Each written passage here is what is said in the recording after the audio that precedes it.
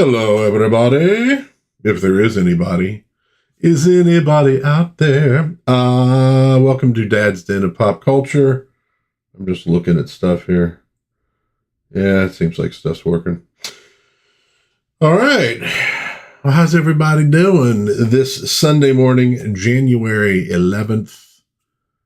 Yeah, man, we are hello, Lady Wendelin. You ought to be here because you're here. At any rate, we're proceeding through 2026. Pretty much 1 week down, 51 to go. When you think about things on a weekly basis, as opposed to a daily basis, makes things go a lot faster. You know, you go, oh, look, we're like, I don't know, 300 something days away from Christmas. And it's like, it's a long way to go. But when you go, we're like about 50 weeks away from Christmas. You go, oh, geez, only 50? I have so much to do. Anyhow, I hope everybody's doing well today. We got a few little bits of nonsense to talk about. We'll look at a couple things that have popped up in the den here in the last week or so. And yeah, that's pretty much it. This should be a pretty chill stream.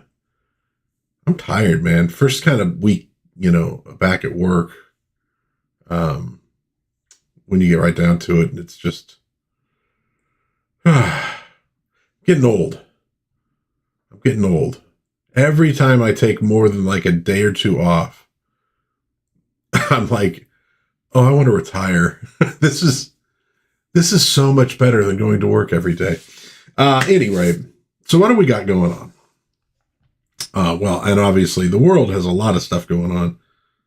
And we're going to mostly talk about stuff in pop culture. And mostly, let's be honest, because it's me, vintage kind of pop culture. So we're going to start today with a little bit of sad news. The last featured Our Gang, or you might know them as the Little Rascals. That's what they were called on TV. The last Our Gang actor, Sidney Kibrick, passed away this week, January 3rd, at the age of 97. And I didn't realize that anybody was left from I'm just going to call them the Little Rascals. That's what so many people know them as. Our Gang is kind of clumsy to say. Little Rascals works for some reason. But at any rate, it just seems like that time is so long ago. And it didn't necessarily, when I was growing up as a kid, it was still like a good 40 years past. But, I mean, kids still played outside a lot, riding bikes, doing all sorts of nonsense we probably shouldn't have been doing. It didn't feel that far away. Like, it seemed like that's what we do. And now it seems so different. There was a cultural break somewhere within the millennial generation. The 90s, maybe it was the millennium or so. There was like this cultural break. And I don't know, I think maybe being born when I was, that I could really see it. Like me and my friends growing up versus these other kids around, that I see growing up. Me having grandparents who, lived before World War II, fought in World War II. It's, I got ties to that early 20th century, but I was young enough to have my eyes opened as we made the switch. And it's very different now. And I guess, part of it's probably computers and the internet and social media, but I don't know, man. There's like this weird break. If you really want to like get to know America, especially 20th century America, like the American character, the American spirit, Old Little Rascals is a great way to do it. Even more so than a lot of other comedy from that period. Because like the camaraderie of the kids and how they interacted with each other. It's different from like watching the Stooges or Laurel and Hardy. There's a lot you could get from it. Like that was American boyhood, you know, and girlhood, and darlinghood. Any rate, so sad to see him go. Godspeed to Stanley Kubrick. And if you haven't watched any Little Rascals lately, man, watch some Little Rascals. It's worth it. And we have another passing. I just heard about this. A man who had a huge impact on 1960s, 70s pop culture, even though that may not have been his intent. Eric Von Daniken, passing at the age of 90, an originator of the concept of ancient aliens, alien astronauts coming to Earth, having an impact, you know, chariots of the gods, that kind of stuff. And you see that spread through so much of the pop culture of the 70s. In Search Of would cover that kind of stuff. But you see it like in Battlestar Galactica. You know, there's that element there as well. So, hey, Mr. Sushi Hut, how's it going, man? How is it going? Good to have you here. Yeah, so he passed away. Another one where, like, again, if you want to understand the vibe of the 70s, man, you have got to watch old episodes of In Search Of with Leonard Nimoy. You know what I mean? That's like, the high art from a period is always sort of removed from the period. Pop culture is what you want, and especially the kind of pop culture that would show up, you know, on Sundays at 11 a.m. Like, it's so much part of like the grounding and the foundation of especially the generation growing up then, right? Especially my generation, because we watched so much TV. We lived off of TV. But yeah, like stuff like In Search Of, you know, things like that, man, that was huge. And those kind of things, well, he also inspired Jack Kirby quite a bit. So if you're looking at like the New Gods and a lot of the Eternals and things like that, some of that springs from you know, Von Daniken and his ideas. And it has a huge impact on just the mindset of people who grow up with that. It just becomes, well, it's just the way for so many younger folks nowadays, well, maybe not even that young. Sorry, kids, but The Matrix. The Matrix underlies so many assumptions they have about, well, I mean, reality, but especially about sci-fi and entertainment. And for a lot of people in my generation, Von Daniken was an underlying feature of that kind of stuff. Even if we didn't know it, even if we'd never read that or seen like the Chariots of the Gods documentary, it was floating into comic books. It's floating into TV shows, it's, you know, and movies, and you just kind of absorb it. And when you're young, that stuff that you absorb, you just assume that's reality. That's how things have always been. That's what people have always thought. You know, you get older and you start exploring older stuff and books, and you realize, oh, okay, maybe that was like a cultural phenomenon, you know, from when I happened to be a kid. But when you're at that young age, it just becomes, this is fundamental. This is kind of real in a way. And Von Daniken certainly was a big part of that. So there you go, man. 2 passings, Godspeed to Sidney Kubrick, the last of the Little Rascals, and to Eric Von Daniken, you know, who founded the whole universe of ancient astronauts. On a brighter note, I talked about this Kickstarter maybe a week or 2 ago. I can't remember now. An indie effort to create Mighty Orbots toys. Mighty Orbots, awesome cartoon, very short-lived, very beautifully done. I did a review of it on my channel a while back. You can go check it out if you want, or just go check out the cartoon. You can find it out there. But it was very short-lived. Primarily, well, one of the things that killed it was that Tonka, who had the license and produced the GoBots toys, basically went to court to say Orbots was too close to GoBots, and they helped put it into a cartoon that, if we're completely honest, probably superior to GoBots in terms of quality of the cartoon. That's how it goes. So never gotten a toy line. And so these folks are trying to create that toy line. Now, this would have been several robots that then form Mighty Orbots. And in their individual robot form, they're not like super precise replicas of what the characters looked like in the cartoon. The way they animated, it would actually be really, really, really difficult to do that. But still a very cool idea. But they had only like maybe a couple weeks or so left on the Kickstarter, and they were like 50 grand away. So when I reported on it, it was kind of like, well, unfortunately, this is almost certainly not going to get funded. They're just so far away, but, wanted to help get the word out there if I could.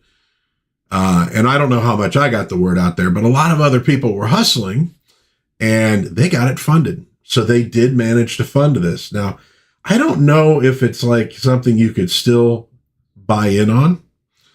If you wanted the full set of the robots, it was going to cost you $300.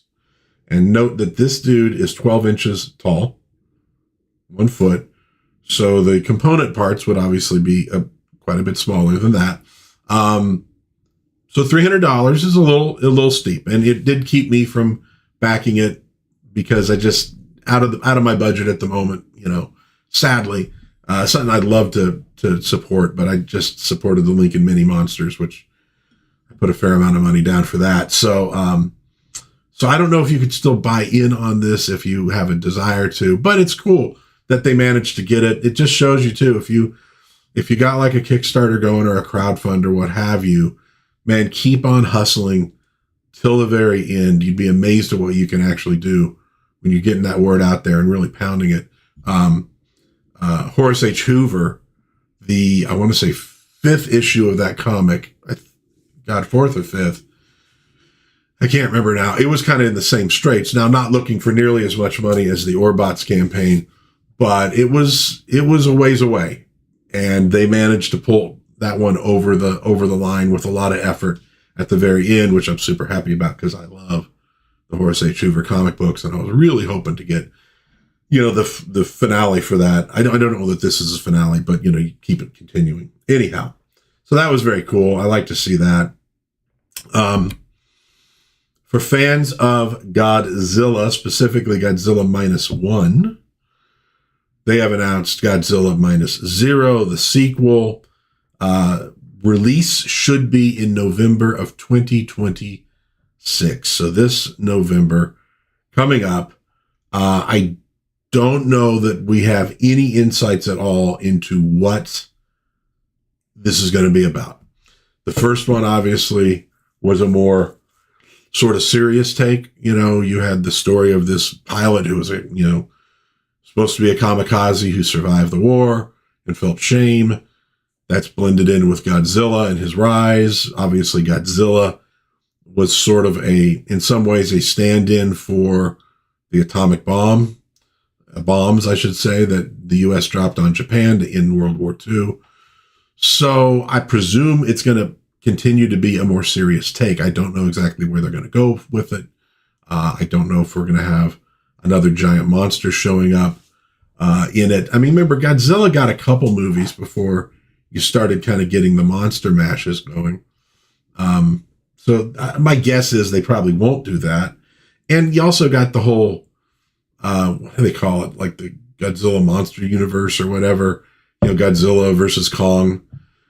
That seems to be handling the fighting giant monsters thing element of Godzilla. This seems to be going for something else, but that has been announced.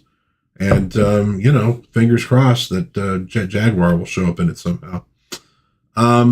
This was a little story that I thought was kind of interesting because I have droned on a little bit about some of the issues with modern filmmaking, as in the budgets are too high and they're not really making them for a particular, or they're making it for a particular audience, but it's a particular audience that's really, really, really, really, really, really, really tiny. So we got this movie called The Housemaid. Now, I haven't seen it, and I'm not planning on seeing it. It doesn't really interest me, but it's done pretty damn well. Last count I saw, over $200 million a $35 million budget. The budget is not radically higher than a couple movies from the early 80s that I talked about in a past stream, Officer and a Gentleman, and Flashdance. Now, both of those movies, if we adjust for inflation, had about a $20 million budget, and they made over $500 million. Pretty darn good. Why? They targeted a particular demographic, women, with things that were going to be interesting to them. They kept their budgets realistic, which frankly, in a movie set in the real world without a lot of special effects, you should be able to have a pretty realistic budget for that. We obviously don't have like any megastars in this.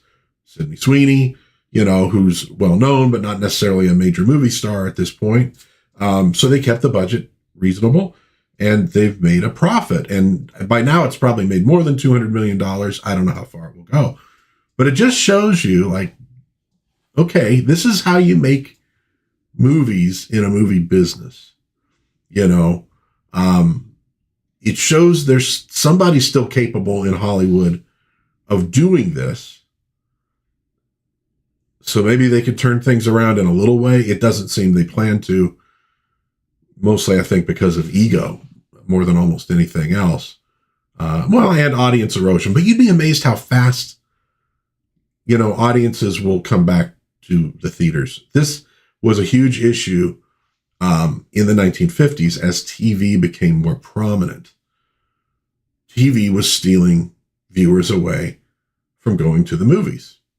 And for the same reasons that there's issues today. I can just stay home. I can watch whatever I want to watch. I can, pop my own popcorn. It's like, I don't have to go out. I don't have to fight with crowds, etc. Is it really cheaper? Probably not, but it seems like it. You buy the TV, but once you have it, the program just comes on. You don't have to buy a ticket for it. So Hollywood was in trouble, and it was like, they took it very seriously. I'm trying to think, what was Beverly Garland, actress from back then, mostly B movies. She kind of got blacklisted from films for a while because she did TV. She did a TV show called Decoy, kind of first TV show about a police woman that was done in a serious light. And because she did that, they wouldn't hire her for movies because they were angry. You worked for the bad guys, the TV people. We don't want you anymore. It was like that intense at one point. So what did movies ultimately manage to do? Well, they started doing big spectacles, like Cleopatra and movies of that sort that really only worked well on a big screen. And it helped get people back into the movies. And then when I was a kid in the 80s, by that time, you had TV, but movies were like a treat. It was something you went and did. We went to the movies.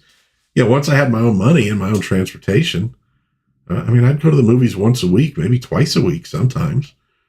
The twice a week would maybe be like midday at one of the cheap theaters because I wanted to watch Batman or Roger Rabbit again. But still, I went. And I think they can get people back. They just have to provide something that people want. And I think this is a good example of how to do that.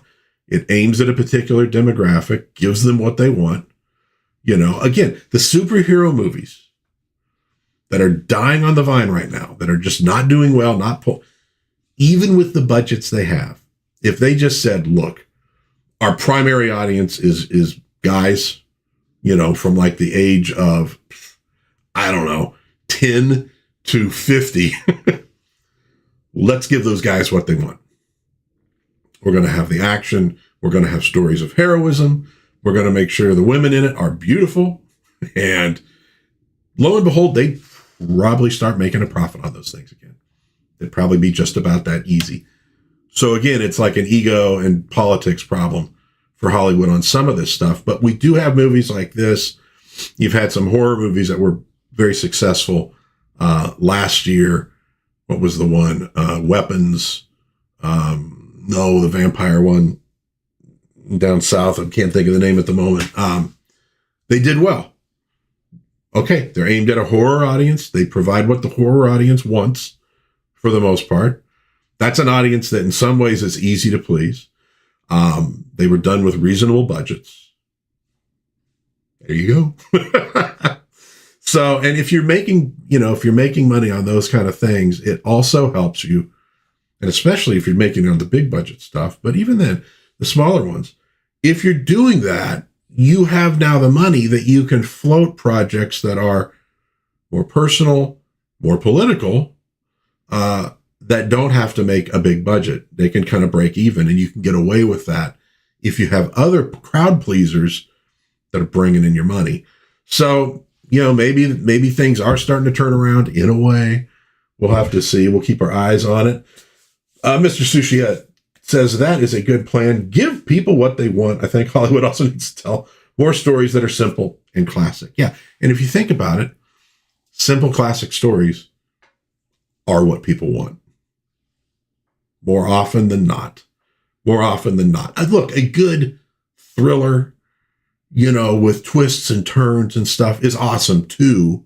But that's not what they're doing. They're not making movies that are like, well, these are just too smart for the average moviegoer. They'll tell themselves that. The biggest morons on earth will tell themselves they're smarter than everybody else. They'll tell themselves that, but that's not what's happening. Oftentimes they're making movies that don't make any sense because they're trying to be, really complex in their storytelling, but, they don't have a finished script when they start. They're changing things in the middle. There's a committee involved. So they're just producing gobbledygook. But there's always been room for those kind of twisty kind of ending things. But often a simple classic story is what you want. Think of the horror movies that have done well. Is there a lot of complexity in Nightmare on Elm Street or Friday the 13th or Halloween? Not really. It's. I'm not saying that they're not. There's going to be twists or things in it. That's kind of how you do it with jump scares, right? A jump scare is like a twist in a way. Oh, everything seems totally normal. Oh my God. That's kind of the idea behind it. People think they're safe and all of a sudden they're not. But it's pretty basic. You have this supernatural force that's hunting people down and the people are trying to survive. I mean, dude, you could probably show that to cavemen and they would get it because that was the world they sort of lived in, being hunted by animals or other tribes. They often put a supernatural spin on those things. Can't get to a more basic story than that. The idea of heroism, the idea of romance and falling in love, comedy. What's more simple than comedy? People want to laugh. They want to joke around. They want to have a good time. Forget about their troubles, right? Where are all the comedies? And talk about stuff you could do on a low budget. Where are the freaking comedies? Well, the jokes might hurt someone's feelings. It's like, well, okay, but hurt feelings you get over. Not anymore, you don't. I know. That's the issue, right? But we'll see. Maybe they're starting to figure some things out. And again, with something like The Housemaid, my wife was telling me kind of what the plot was. And you go, okay, but I actually go, that could appeal to, I think, to men as well. And you know what? Here's the thing. When you do movies like this or Flashdance or whatever, guy goes, oh, that sounds like a chick flick. And then you see that there's like a really gorgeous woman in it. And guys are like, well, I guess I could go. And so movies that are aimed at women, if those movies have enough for a guy, they can sell 2 tickets to those. Woman and her husband or boyfriend. It's sometimes harder for action movies to do that. It's sometimes harder for horror movies to do that. If the woman doesn't like action movies or doesn't like horror movies, she's a lot less likely to go. So those have to oftentimes, aim at just a guy audience and getting them in. I know they've tried to figure out a way to get them to be interesting for women, although again, women who don't normally like that kind of stuff, they don't seem like they've been very successful at that. Those movies, they alienated their major audience. The audience they were aiming for didn't show up in large numbers. Bad way to go. Hey, Man of War 665 is here. I know a thing or two about survival. I grew up on Land of the Lost. Yeah, it's like that line from X-Files. You don't play Dungeons and Dragons for a decade without learning a little something about courage. Land of the Lost, though, I mean, I did that review. It really is an awesome show because there is like that element of them, you know, having to like build stuff, you know, and find food and figure out how to survive in this wilderness that they're suddenly trapped in. Then plus you get the dinosaurs and the slee stacks and all the weird sci-fi stuff. It is really an awesome show. You could, if you did a real remake of it, not the friggin' movie that Will Ferrell did where they just, you know, mocked it, but if you did a real remake with a decent budget, and I think they did actually do something like that in the 90s, but let's say now, I think it could be a winner. I really do. I think people would dig it. The sci-fi elements, I think, would really intrigue people. You get the dinosaurs, which a lot of people love, especially kids. You got the survivalist thing, which is a much more popular concept at the moment of, you know, living off the grid and all that. I think it's got the elements. It could be a massive hit right now if somebody would actually just do it. Hey, Raimi's in here too. Hello, sir. All right, man. The gang is assembling. Awesome. And my coffee is cold. We're finally getting cold weather here in Vegas. And I'm noticing because now all of a sudden my coffee is cold in like 10 minutes. Whereas before it'd stay warm for a good 30.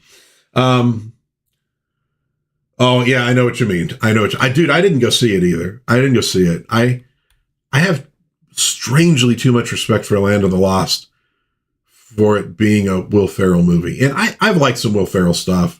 You know, I'd be honest with you. I'm pretty much done with his shtick at this point. It's almost like now I don't even want to go back and watch stuff that he was in that I liked because I'm just kind of like, I've had enough. Kind of happened with Jack Black to an extent as well of like, okay, it's kind of the same thing over and over and over again. I'm sort of done with it. Although on the other hand, I will still sit and watch the Three Stooges ad nauseum. So maybe I'm just full of crap, but, the Brandon Fraser one. Well, did he didn't do Land of the Lost though, did he? It was more, that was Journey to the Center of the Earth, right? Is that what you're thinking of? Which I admit, I kind of enjoyed it. It was dumb, but my daughter and I went to watch that in the movies with like the 3D stuff. We actually had fun with it, but we were in the mood for it. Put it that way. Yeah, I don't think he did Land of. You got to do Land of the Lost was done seriously. It was not done as a joke. Now we kind of like look at it and laugh a little bit because of the special effects and the way they had to do it, but they handled it from a serious standpoint. It wasn't done for shits and gigs, you know. It just had a lot of great concepts too. Oh yeah, okay, it is Journey. Yeah, I had fun with that one. It's not like a good adaptation of Journey to the Center of the Earth. I'd rather watch the old ones if I want like a pretty good adaptation. But we were both in the mood for something goofy with Brendan Fraser, so we enjoyed it. But yeah. Also, you know what he could have? They're bringing back the Mummy stuff again, and I hope that works. I like Brendan Fraser. Hey, here's a Brendan Fraser movie for you that seems like it's been sort of forgotten. We found a copy of it, and it was not easy. The movie is Airheads. Let me see if I bring up. It was 90s, right? Airheads movie. 1994. So you got Brendan Fraser, Steve Buscemi, Adam Sandler. There's part of this rock band. You get Chris Farley, Michael McKean, Judd Nelson, Michael Richards, Joe Mantegna, Ernie Hudson, a lot of friggin' people. And it's basically this rock band who kind of sucks. I mean, they don't really suck, but they're not making it. And they come up with this idea. We're going to use these water guns that look real. And we're going to do we're going to take over a radio station and hold people hostage until they play our tape to their audience. And it like spins out of control. And so, Blast of the Flat. Yeah, Blast of the Flast. Blast from the Past. Yeah. Well, Encino Man too. That was when I was at the video store. We played that a lot. But so, and Lemmy was in it. You're right. Lemmy was in it. So Airheads, we kept, my wife and I, we saw it years ago when it was new. Hadn't seen it for like 20 years. And we're like, oh, my daughter loves Brendan Fraser. She loves Steve Buscemi, right? So, and a few other people. We're like, oh, we gotta like find Airheads. We should watch Airheads with her. This is when she was like, young teens or whatever. And so we start looking, and it's like, well, it's not streaming anywhere. Oh, okay. Well, let me see what it costs on Amazon. I can't find it on Amazon. I could find like used copies, and they were like, they wanted $100 for them. I'm like, what the hell? For Airheads? This is bizarre. So I look on Zia Records, and if you don't have Zia Records in your area, they sell, primarily used records. But now, of course, they got new vinyl too. They got a lot of, just little goofy pop culture kind of stuff. They got a huge section of used DVDs, videotapes, just a little bit of everything. But if you don't have one in your area, you can go to ziarecords.com and you can place orders for shipment. So I go to ziarecords.com and I found one for like a really reasonable price, pretty normal price. And I snapped it up really quick, and got delivered to us like in a couple days or something like that. So we managed to get Airheads so we could watch it with her. And I remembered when I first watched it in the 90s, I was like, yeah, it's okay. It was okay. It was fine. We mostly wanted to show it to her because who was in it. We rewatched it. I'm like, it's a lot better than I remembered it being, actually. This is a great little flick. So yeah, there you go, Brendan Fraser. And it looks like we got a lot of folks on here who know it too. So, what can I say? I attract like-minded people. Okay, so little news here. Vinegar Syndrome has announced they have a new distribution license for 40 Warner Brothers titles. As they put it, plenty of made-for-TV classics and an assortment of horror, thrillers, action, art house, and oddities from the Warner Brothers vaults. And given the fact that Warner's is on the verge of being taken by Netflix, there might be some little gems in there that you might want in physical media, because we know it's starting to go away. And I'm hearing more reports now of stuff that is showing up in streaming where they're taking things out. They're censoring it. They're removing stuff. There was just a broadcast of It's a Wonderful Life. And that was like it's streaming, but it was probably on cable too. They took a huge chunk of the movie out. Like a huge chunk of the movie out. Didn't make sense anymore. They took out like the whole thing with him, going back and seeing the town like ruined for his not being there. We're not talking about where they shave a millisecond off here and there so they can stuff it into the commercial. They took a massive thing out. Now, I don't think they did it for like a censorship reason. I think they did it because they're morons. But still, physical media. Look, we all have limits on space. But if there are little things that you really love, especially things that are kind of weird, that are sort of, cult stuff, that is forgotten type stuff, now might be the time to buy those things, because they could maybe disappear. There's it's not a movie really. It was a TV pilot that they didn't pick up the series. It got kind of turned into like a hour-long time slot thing on TV, 60s, called Fanfare for a Death Scene. And I found it years ago on YouTube and watched it and really dug it. It was really cool. It has Telly Savalas is this bad guy who is like descended from Genghis Khan, who's going to take over the world. So it's got sort of a spy thing going for it. Tina Louise is in it, and she's really rad. And so years later, I have the channel going. I'm like, oh, yeah. I got to do a review of Fanfare for a Death Scene, because it's one of those little forgotten things. Pretty much can't find it. I can find it streaming on a couple sites, but I can't grab like still shots from it to do like a proper review. It's like not out there anymore. It's like it's gone, man. So you gotta grab this stuff while you can grab this stuff, or you lose it. What do we got here? A couple things. Man of War. Our closet version of that here, our closest maybe locally, is Second and Charles. Oh yeah, like used record stores. Yeah. They're a wonder to behold, and Zia Records is a pretty good one. Although it's like got a younger employee base at this point, and sometimes I go in and the music is freaking horrendous, and they play it loud, and it's almost to the point where it's kind of hard to concentrate and look through things because the music's so loud. I'm like, I know I'm getting old, but I'm pretty sure this would have gotten on my nerves when I was younger too, because frankly, it did get on my nerves when I'd go to, what's the place in the mall? It used to sell all the metal stuff, and now it sells more pop culture-y crap.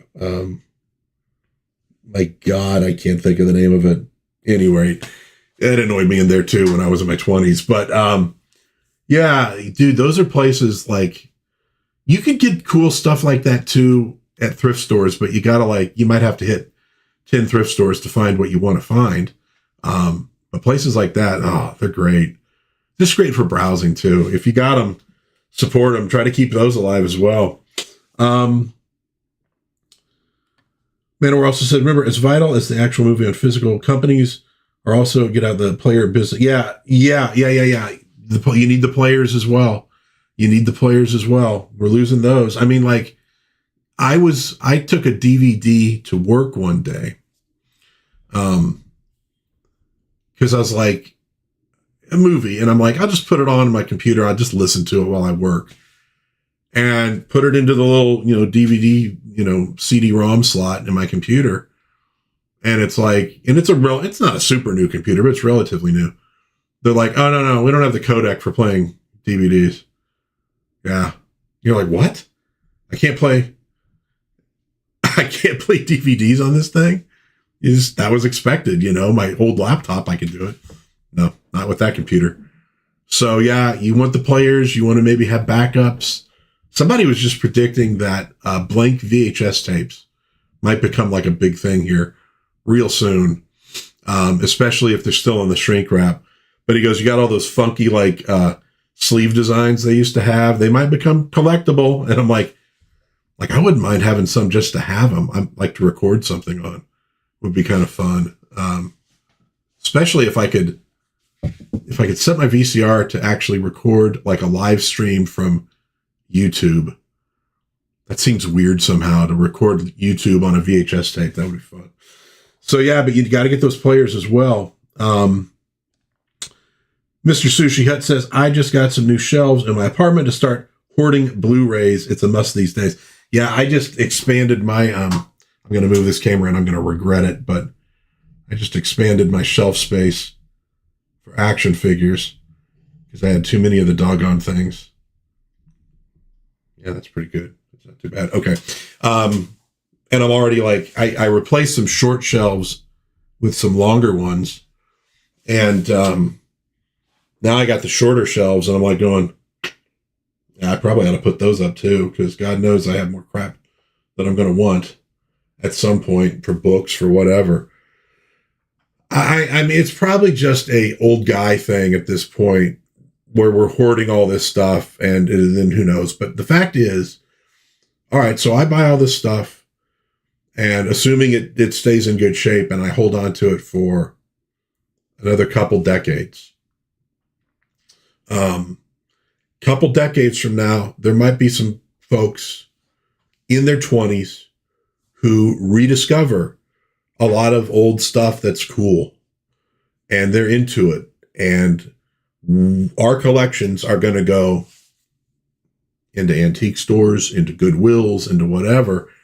And those young pups are going to be able to find all this stuff because we held on to it for so long, and it's not like we're making any money off of it, but it will keep some of this stuff alive. So I think of that sometimes when I'm buying this stuff. I'm buying it for me. maybe I'm buying it foolishly in a way, but I'm also preserving it. I'm also preserving this stuff for future generations. And maybe they'll, at that point, be like, really wanting to find these things. And if you have the Netflixes, Amazons of the world holding on to a lot of it, we might be the channel through which a lot of young people discover these things really for the first time, So that's cool. Yeah. Ramey says, I got 3 copies of Police Academy, so I'm set. Nice. Sushi had good point. Man of War. Yeah, the spare players are important. Hot Topic. Thank you, Man of War. Yeah, remember when Hot Topic was like kind of cool? It was metal stuff that you could get at the mall, pewter jewelry, like crosses, and you could, all the friggin' t-shirts, posters, I'm trying to remember if they had I don't know if they had a lot of music or not. I think they might have had tapes and CDs. I can't remember though. Yeah, that was like where the metalheads went, if you didn't have any other place you could find that. And now you go into it and it's like, what the hell is this stuff, man? Britney Spears at Hot Topic. That's insane. Oh, all the good stuff has just gone away. Man of War says Sony and Panasonic are positioned to be the sole major players going forward.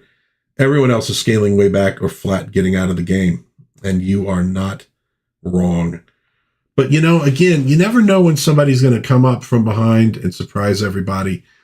And the fact of the matter is, I think a lot of them are at least learning. We got to get this stuff out there. Like maybe we'll reserve some of our best stuff for our own streaming platform or what have you. But like, where's the money coming from? Where's it going? You got to get this stuff out there because if you don't, people pirate it. They're just going to pirate it and you guys can't control it. And you're trying to control the internet and you're not going to control the internet. You're just not going to do it. People find amazing ways to get stuff out there if they want it bad enough. Hell, in the old days, people traded friggin' VHS tapes of the Star Wars Holiday Special and the Star Trek blooper reel at conventions. There's always a way. You can put stuff on little thumb drives and pass them around and have massive amounts of TV and movies stored. I have a bunch of them stored on those things. People can download them onto their own computers at home or what have you. Get it out there and make a profit off of it because people are just going to take it otherwise. That's just how it is. They got to figure that out. And I think they're starting to. I think that's why you find a lot of stuff like on Tubi. You find stuff on like the Roku's streaming channel. Get it out there. Get some use out of it. License it to somebody because otherwise it's just sitting in a vault. It's not doing anything for you. And if Casablanca, you want to make that harder to get. And then the physical media, it's an income source. It's an income source. And here's the thing. I got a lot of physical media sitting back there. I still watch streaming. Now, I don't do a lot of I don't pay for a lot of streaming because I'm cheap. And I find enough to watch otherwise. But people will still get memberships to like your Disney Plus, your Paramount Plus. But they're going to want the physical media as well. So get it out there. I don't know, man. It's like we got all these people that they're trying to be clever and but they're not clever. So they're just screwing up a lot. Sushi Hut. Oh yeah. Ramey says problem with DVD and Blu-rays is laser separation. Yeah, it is true. Well, that's why I think, anymore, if you can transfer stuff to digital to at least have a backup in that way, in case things just like kind of degrade on you.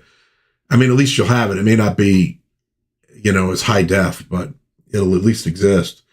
Sushi Head is a young buck. He appreciates collecting that the more experienced folks do. It will serve my generation well. Some of us care about physical media. Yeah. And look, my generation was the same way. Gen X. And somewhere in the 90s, a lot of people in Gen X discovered the music and stuff of the 40s and the 50s and started discovering all those old movies. I was showing off an old Film Facts magazine on a live stream.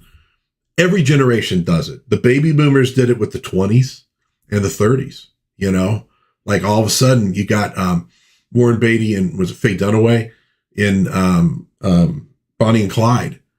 And that becomes huge.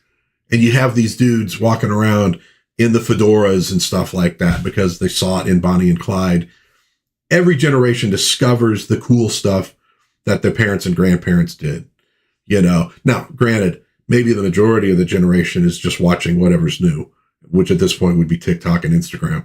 But there's always that core of people who are like, wow, there's actually some really cool stuff back there, and they discover it. And that's kind of why I do my goofy little channel, to sort of say, here's something that maybe has been forgotten.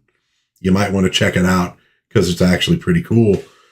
It's like, but I think every generation does that. Every generation does. And I'm glad you're out there doing it too.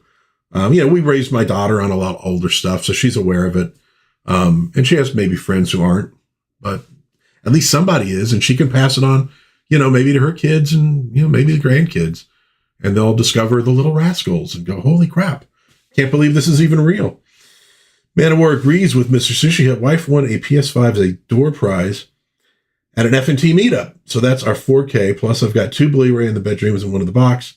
So barring a rogue solar flare, you are set. I know. Look, I'm in a house that has I think, two or 3 VCRs at the moment. So why? I don't know. Because I got them for free. That's why. But censorship especially will push people to pirate. Absolutely, Mr. Sushi Hut. PS5 is a fantastic Blu-ray player. 3 players is fantastic. And Man of War, the horrid French Connection edit on the major streamers a few years ago. Oh, yeah. I remember you talking about that. Yeah. We got a lot of morons in charge right now of almost everything. It happens. They won't stay in charge forever because they can't. So, saner days may be coming. Who knows? But in the meantime, hunker down, do the best you can with what you can. Thomas, is it Nwedling or Noodling? I don't want to pronounce it wrong. Chimes in. I met Tommy Butch Bond. That is very cool. Yeah, before Butch was like the bad guy, Sydney played a character very often called Woim, which I guess is just like a, Brooklyn worm, but that he was kind of the bad guy in a lot of stuff too. You needed your villains in the old Little Rascal stuff, man. You definitely did. That's very cool. Yeah, man, it's sad. It's sad that some of that stuff's kind of disappearing. They were funny. We watch them every so often. All right. Oh, and also, Kathleen Kennedy apparently was fired again. So, boys and girls, Kathleen Kennedy ain't going nowhere. If they haven't gotten rid of her yet, given the issues with Star Wars and Raiders of the Lost Ark and Willow, they're not getting rid of her. It's not like, if she fails a 10th time, that's it. You're gone. No, it's not happening, boys and girls. And here's the thing. Don't worry about it. Star Wars, the good stuff, will persist. It will persist. It's still there. You can still watch it. And maybe someday, some cool kids that are just like, in diapers right now are going to make some really cool Star Wars stuff. And we're all like, in our rest homes. And we'll be like, that's the stuff. They did it. Finally, somebody figured it out. And we'll be happy. But in the meantime, don't worry about Kathleen Kennedy. I got a couple deliveries this week. A couple from McFarlane. The Red Tornado is now out. I might pop this out of the box and do a review on it. We'll see. I haven't decided yet. I'm going to pop it out of the box either way. So that one came out pretty cool. The only issue I have with a lot of these is, frankly, the heads are too small. The heads are too small on these. All the figures they do in this style, the heads are too small. But I like the Red Tornado. He's such a goofy kind of character. Sort of like DC's Vision, I guess. I don't know if he came first. Probably did come first. But, yeah, anyway, so that came, which is groovy. And then this is the one that I was trying to buy, wouldn't show up. Finally popped up on Amazon. Finally got Jayna of the Wonder Twins with Gleek, the freaking space monkey. The efforts I had to go through. Well, okay. I mean, I had to look at websites several times. So it wasn't wasn't like the Bataan Death March. But anyways, finally got that, showed up. I think it's a really cool sculpt, which is why I want it, which is also why I didn't get the Zan figure, because like his neck is like really weird and thick and sort of hunchbacked. Because it was like, well, they'll get both the Wonder Twins, otherwise they can't activate their powers. But the figure just didn't look good. And I don't know. I'm waiting to see if maybe it'll show up cheap somewhere at some point in the future. And I can maybe snag it that way. Thomas says, I saw Mickey Rooney. He played Mickey McGuire with Billy Barty as his baby brother. Yeah, isn't it weird that Billy Barty played like kid roles in movies for a long time? What was the one I just watched? Was it Gold Diggers of 1938? Am I getting that right? And he shows up playing like a little kid in that one. Yeah, even though, well, I mean, that's kind of what they did with Emmanuel Lewis and Arnold on Different Strokes. Same kind of deal. I love Billy Barty. I love Billy Barty. Dude, he's so good in Foul Play. It's a small role, but it's great. I got a few comic book pickups. Not much. I grabbed the facsimile of Brave and the Bold with the Justice League and the Great Starro. I remember I just was doing reviews on Starro showing back up in Justice League Europe. So I snagged that one. I did not snag a copy of the Spider-Man versus Superman. It's, it's a $20 book, right? And I do have the vintage one. So I was like, well, I'll buy it because I'd like a new copy too. But I'll get the one with the Alex Ross cover variant. I'll do that. They didn't have any left when I got to the comic book shop. And I have not had that problem lately with finding those. So I didn't get one of those. I might find one later. We'll see. I grabbed an old copy of Adam 12. I watch it like every morning on MeTV, or at least a part of it before I go to work. This one is Calling Satan's Children. Hopefully they won't pick up the phone. I grabbed an old Invaders. At this point, I'm just trying to fill in some series that I like. I grabbed a Silver Sable #1. Look at that. You got the whole foil thing going there. I've been digging the Silver Sable comic. I had a few of them when I was younger. And so I've been grabbing a few now. That one and New Warriors, those were decent. Those are good books Marvel was putting out. And I got a couple issues of the Metal Men. Pretty cheap. They're not in the best of condition, but I just want to read the thing, so I am cool with that. So just a few little comic book pickups. Nothing major, but I did want to show this. I got a gift package from a guy I used to work with when I was doing role-playing books, Dennis McCarthy. He's an artist, and we keep in touch a little bit here and there. And sometimes he's watching the streams. And so when I was talking about some of the Micronaut stuff, he emails me. He goes, I got like a couple of Micronauts. Do you want them? I was like, yeah, that'd be cool. Let me know. And so he sent along not only that, but a few other cool little items too that I wanted to show off. Let me get these things out of this little. Now some of the pieces need a little work, he said, but I'm like, no, I'm still happy to have them. And who knows, I may even be able to fix them.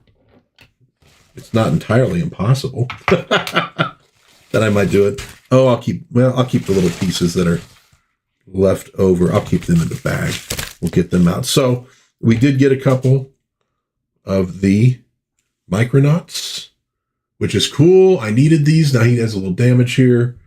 This one looks like he's in better condition. Let me put his arms down. So that's really cool. I can put these guys in the two vehicles I have, because I discovered that Star Wars figures will not fit in those. They will not fit in those at all. Oh, Kent McCord. Thomas, you meet everybody. You get out and about more than I do. That's for sure. I met Weird Al at a concert, and Stan Lee. I think that's about it. So we got a couple of those, but then a bunch of the little Shogun Warriors. Check them out. These I'm definitely excited about, including Guy King. I got a couple of these, but I don't think any of these.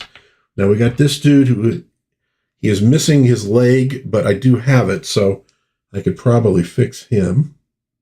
I know, and I need to look up some of these guys and what they are, although folks in the chat would probably know right off the bat. So that was very, very cool of him. Great artist, perfect for old school role-playing game type stuff. I used a lot of his work in Nod and in some of the other books I published. I put a link to his website in the description. It's a tough one to read out. I almost have to spell it out, and I will.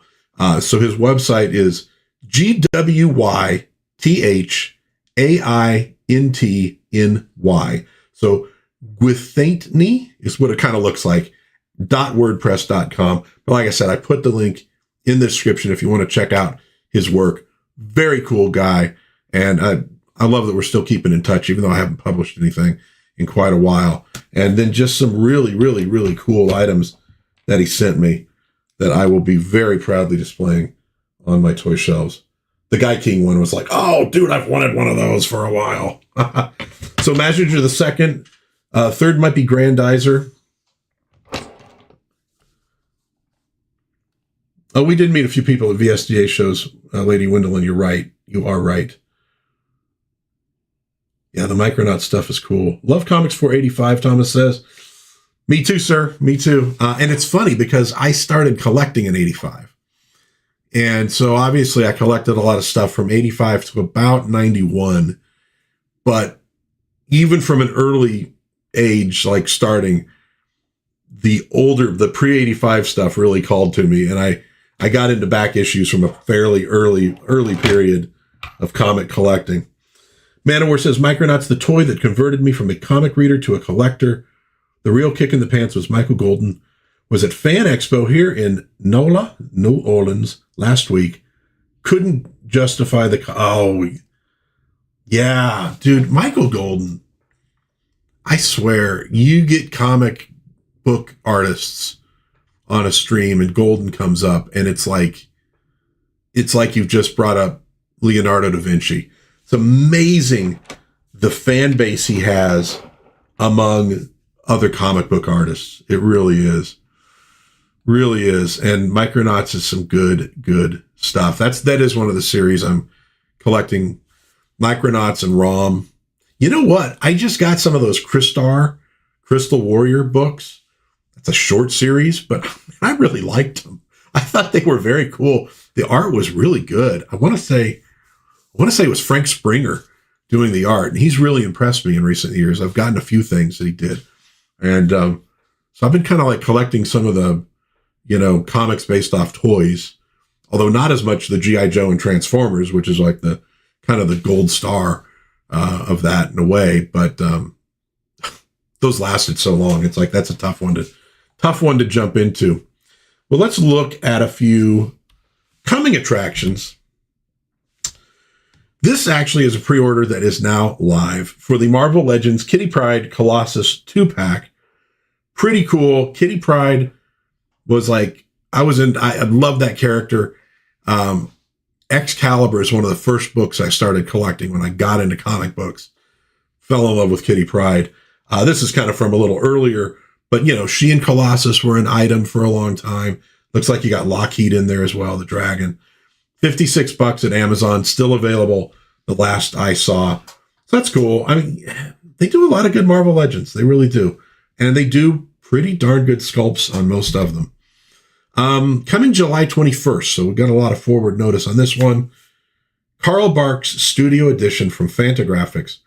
160-page hardcover, celebrating one of the greatest cartoonists of all time. If you've never if you've never really gotten into Carl Barks, or maybe you're like going, the cartoony stuff is not really my thing, dude, check out some Carl Barks art anyways. Unbelievable. And he's the guy who basically, well, he created Uncle Scrooge, but he kind of like was one of the originators of taking the Donald Duck stuff from just being like little funny, comic strips to like adventure comic strips where they're going searching for treasure and gold and all sorts of things. Did an amazing thing with Donald Duck. Kind of creates the whole Duckburg thing and like Uncle Scrooge and a lot of that stuff. That comes out of him. Amazing work. Thomas says, I had every issue of Rom and Micronauts. There you go, man. I'm working on it, but I'm a ways to go. I got a ways to go on that for sure. This is another expensive one. Mezco. This is Batman based on Batman Year One, the Frank Miller work, and not the video that I did on YouTube. It is a 112 figure. It's supposed to ship somewhere from July to September of this year. $116, but very nice work. And you see you get a lot of little extras along with it, a lot of hand change out. So if you're really into the posing and photographing, you have a lot of opportunities here with this. A lot of cool stuff. We got looks like a bat signal in there. I'm assuming that's a bat signal. So very cool stuff. Man of War says, my Marvel ROM run is almost complete. Would advise avoiding the IDW ROM or Micronauts runs, however. Interesting. I hadn't looked into those. I got so many old comics to collect. I don't look at the new stuff very often at all. So that's coming from Mezco, $116.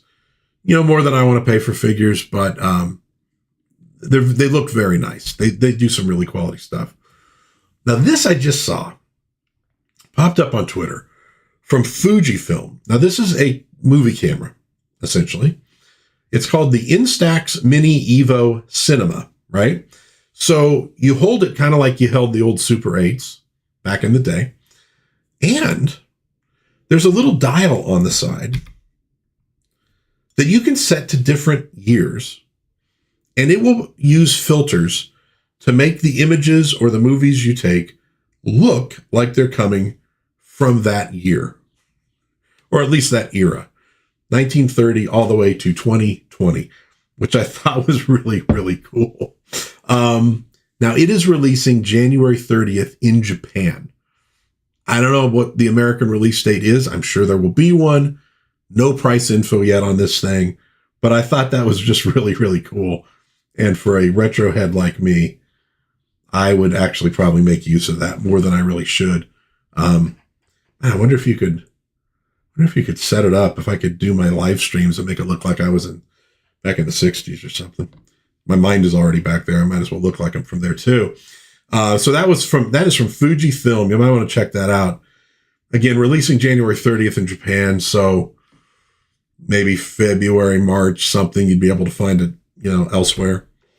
From Umbrella Entertainment, speaking of physical media, a new release called Universal Horror, Monsters and Curiosities, 1923 to 1960. This is on Blu-ray. Now this set, $230. Okay, that's a big price. It includes a 100-page hardcover book going over all these movies, 10 art cards, and 45 films. The earliest being The Hunchback of Notre Dame, 1923. They also got Phantom of the Opera. Going to The Deadly Mantis, 1957. Now, there's no Dracula, and I mean the movie. There are the sequels. No Dracula, Frankenstein, Wolfman, or Invisible Man. So you're not getting those in the collection. And there could be some other stuff like that missing. You want to go look at Umbrella Entertainment's website. You can find this. You can see the whole list of movies, but it is 45 films on Blu-ray with the 100-page hardcover book. So it's a pretty good set.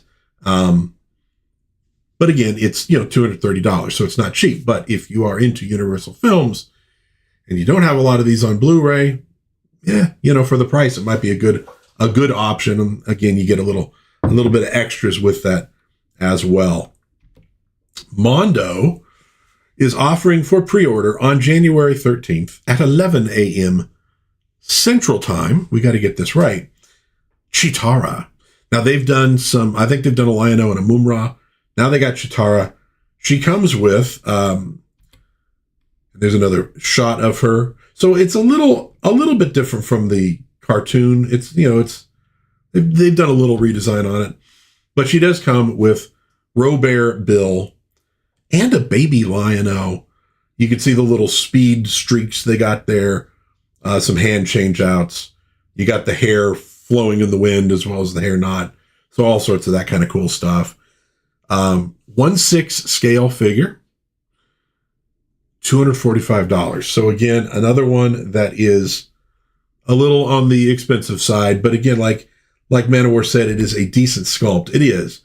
It definitely looks good. That's a great pose too. Very, very cool stuff.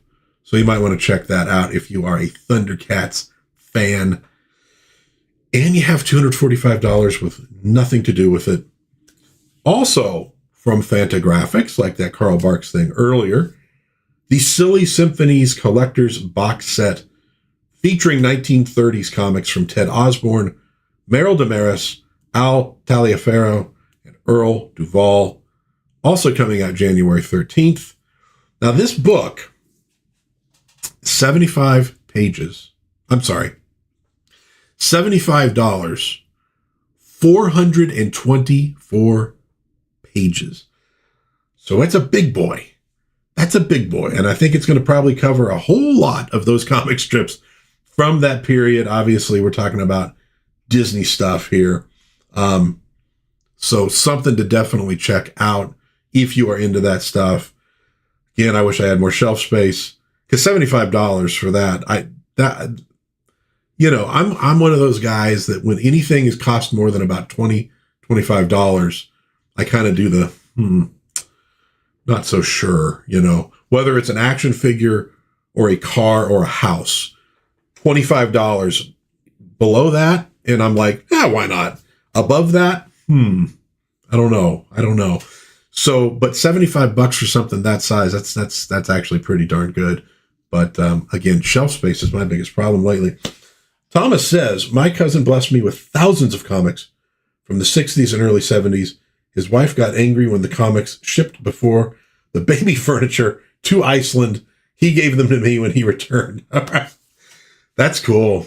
I know. That's something like we all dream of, just like that horde of cool stuff that just comes to us, we all think, well, I'm going to move into a house and I'll go in the attic and I'll find that somebody has like tons of comic books from the 40s and 50s, stored up there, and now they're mine. They're all mine, but doesn't usually happen. The closest I came, this one comic shop I used to go to had a 50-cent bin, and I go in there and start flipping through, and he'd put a bunch of back issues from like the 70s, early 80s in there, few from the late 60s.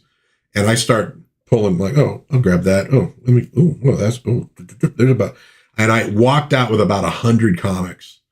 I think it was actually more like 80 for about $40. A lot of really cool stuff in there. And it was just like, oh my God, that's cool. That's cool. It was one of those things where it's like, I'm finding everything at the moment. I was so happy. Oh, Ramey's got to head out. Bye, sir. Thank you for stopping by. I really do appreciate that. We got just a couple more items to look at on here. From Ripasend, from Jay David, Drunk 3PO, and Russ Morgan, X-Wings Hanger, a pirate story called Daughter's Revenge. Books ranging from $35 to $56, depending on the cover that you want. 144 pages, should ship in the second quarter of 2026. So April to June, right in there. The little blurb here is, once a loyal naval officer and devoted father, Jonathan returns from war to find his family murdered and his faith destroyed. Branded a traitor and condemned by the crown, he is cast adrift with one choice left: die with his honor intact, or sail beside the pirates he once hunted. I know Drunk 3PO is a big fan of pirates and all that kind of stuff. So this could be very cool. Worth taking a look at, I think, if you are into pirates and into comic books. So you might want to go to Ripasend and take a look at that. And then finally, McFarlane Toys has some new page punchers coming up. These are the ones where you get the figure and you get a facsimile comic book. We got Hal Jordan as Green Lantern, and we got Jay Garrick Flash and the Barry Allen Flash from the Flash of Two Worlds, or Flashes of Two Worlds. So you'll get that comic as well. I guess if you get both characters, you'll get 2 copies of the comic. I believe it is the same one, yeah. Which I gotta admit, again, the head looks a little small on Jay Garrick. Doesn't look as bad on the Barry Allen one, but there's a little temptation there. There's a little temptation for me. Love the Golden Age Flash character, but probably won't go for these. I probably won't. I'm trying to cut back. I've sort of cut back here recently. Not as much as I wanted to. So those are coming out. Oh, January 14th. Pre-order January 14th. Not sure what the pricing is going to be on the page punchers. They have some that come out 28. They have some that come out like $35. I'm not sure which these will be, but you might want to keep looking for them.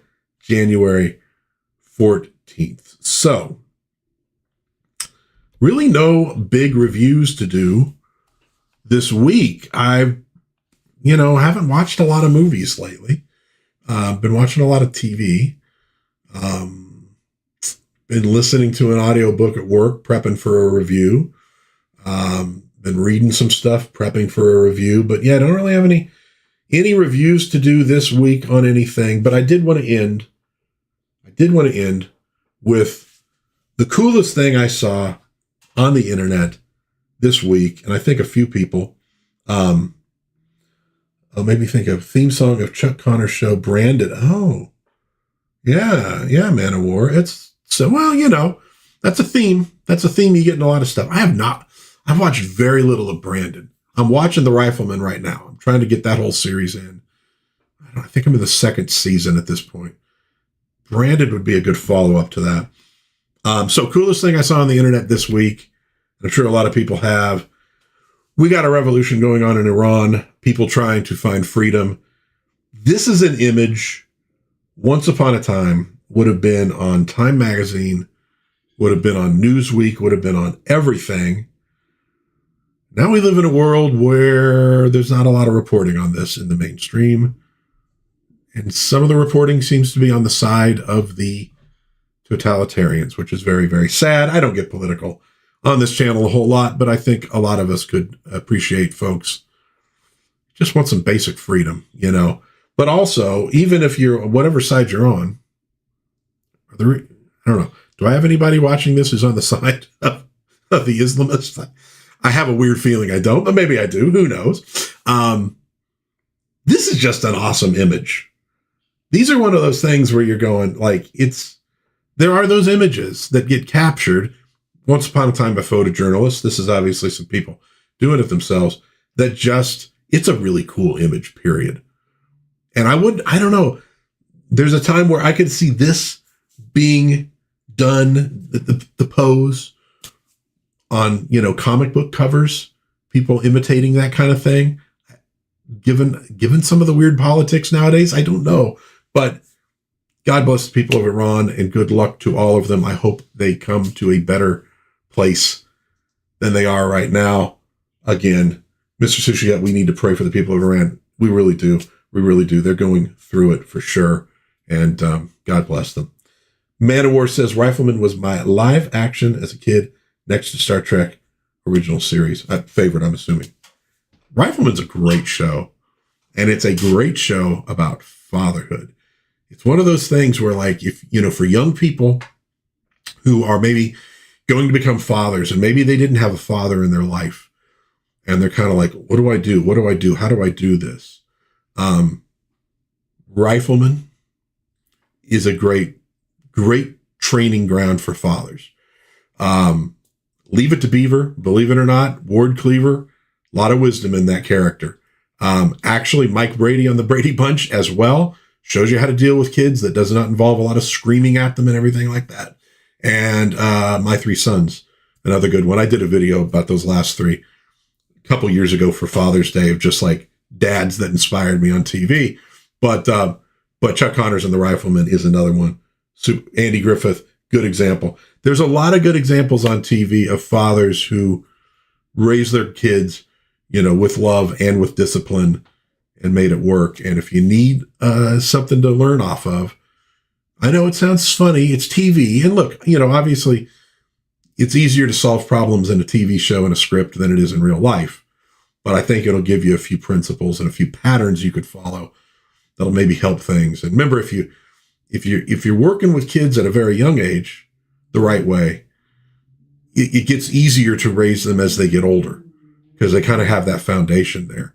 I see people like out and about who just start screaming, and it's like, I get it, you're angry, but that only goes so far, and it doesn't, not a lot of my generation. We also got a good, swift smack when we were out of line. And as long as that's not overdone, it's a good attention getter.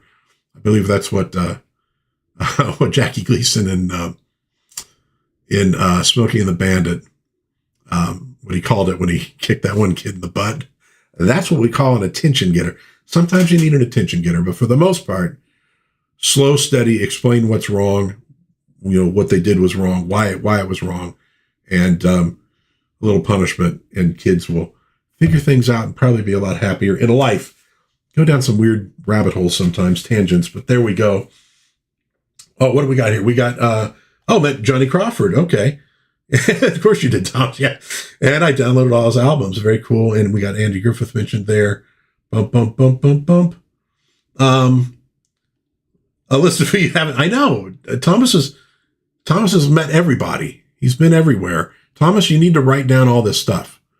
Write down all the people you've met and like what that interaction was like, because you got to preserve that stuff. Gilbert Gottfried's podcast is great because interviewed all these people who, were elderly at the time and weren't going to be around forever. And some of them have passed, but got a lot of stories down on tape. But just your impressions of meeting people and maybe chatting with them a little bit, that would make great fodder to get out there and in some format, just to let people know, especially if they were cool, because you get a lot of celebrities who are like kind of a pain in the ass.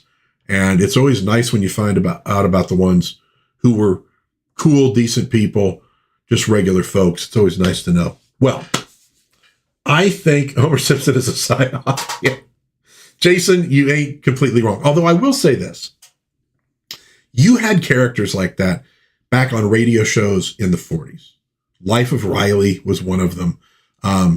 Very much that kind of Fred Flintstone style character who was kind of the bumbling dad with the wife who was like, a brother.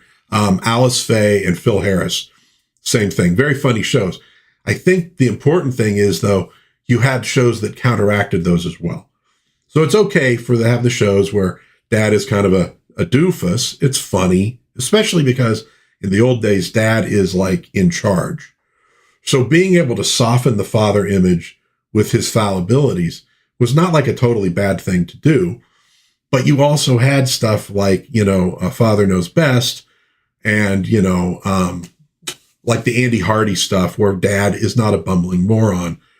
Nowadays, you only get bumbling moron, which does kind of screw people up. It does give them that weird expectation of dads, especially if they don't maybe have a father in their life. So they can't see that, yeah, every once in a while we are bumbling morons, but we have a lot of wisdom and we're there for you and everything else. We just, we're going to screw up a little bit too because we're human beings. But I'm with you there, man.